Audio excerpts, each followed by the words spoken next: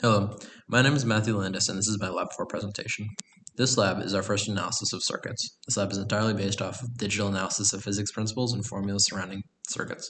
The goal of the lab is to observe simulated scenarios which can provide us with deeper understanding of how circuits work, as well as solving for the time constant for a circuit. As you can see on the top right, there are the formulas that allow us to solve for equivalent either resistors or capacitors.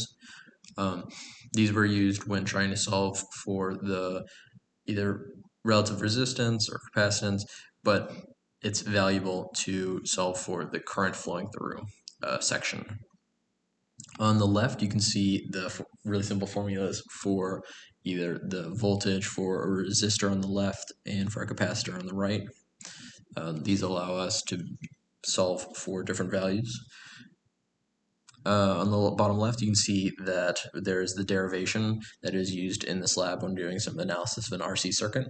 So we start with the original formula, V capacitor plus V resistor equals 0.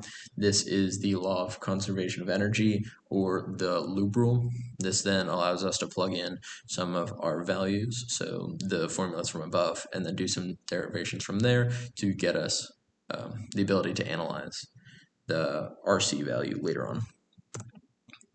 So due to the entirely digital nature of this lab, there was no physical experimentation. However, we were able to use the Circuit Construction Kit, a Java program capable of simulating circuit interactions. After following the lab instructions, I'll now talk through the simulation and answer the questions. We started by looking at steady-state circuits. These are defined as not having their qualities based off of time. Before constructing the circuit seen on the left, I made the prediction that the 47 ohm resistor would have a voltage of negative 0.959 volts, while the 100 ohm resistor would have a voltage of negative 2.041 volts. These were both shown to be accurate by the sim, and they were solved for by using the equivalent resistor formula, which allowed me to solve for the current flowing through that section of the circuit, and then from there I was able to use the V equals IR formula to solve for the change in electric potential. When I tried removing the lower ammeter and replacing it with just a voltmeter, I found that the change in potential, which was not previously present. This is due to the fact that the voltmeter has such a large resistance that it is able to complete the circuit while still not allowing nearly any current to flow, and thus only able to see a voltage. However, the ammeter read 0 amps.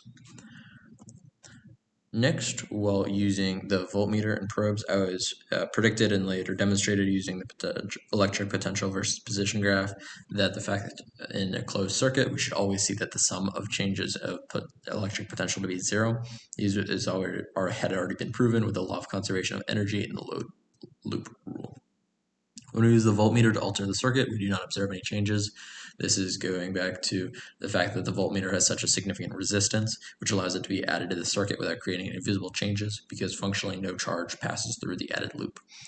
When you do the same process with an ammeter, connecting it parallel across the 100 ohm resistor, the circuit changes as the system as the ammeter has functionally 0 resistance, meaning that almost all the charge passes through the ammeter rather than the resistor, which means that the system has significantly less resistance, allowing more current to pass through. Next, we started working on RC circuits. When I first completed the circuit, the bulb was producing a lot of light. However, as the capacitor began to hold charge, progressively less light was made until the current flow and the lights both stopped. When the battery was removed and the circuit was reclosed, the same process repeated with the capacitor discharging. The current began high but quickly decreased as it returned to equilibrium. The process repeated with the 20 ohm resistor. However, the same events occurred. The only difference is that it took a greater amount of time to get there. I found that the 10 ohm bulb took 5.94 seconds to charge the capacitor, while the 20 ohm bulb took 10.86 seconds. To do some analysis, we looked at the voltage across the capacitor when discharging.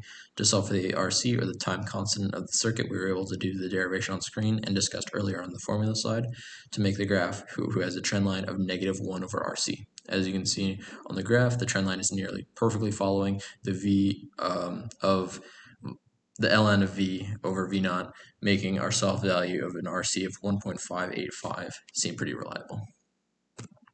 What if we were doing this lab in real life and used an actual ammeter rather than a simulated ammeter?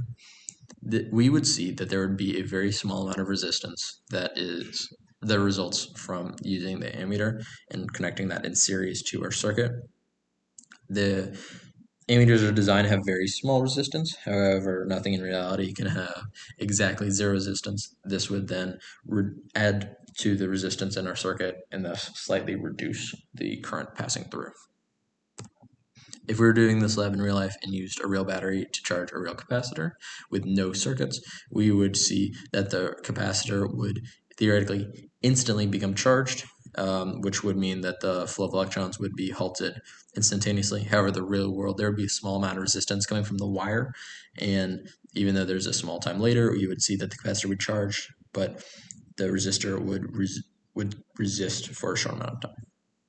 Thank you.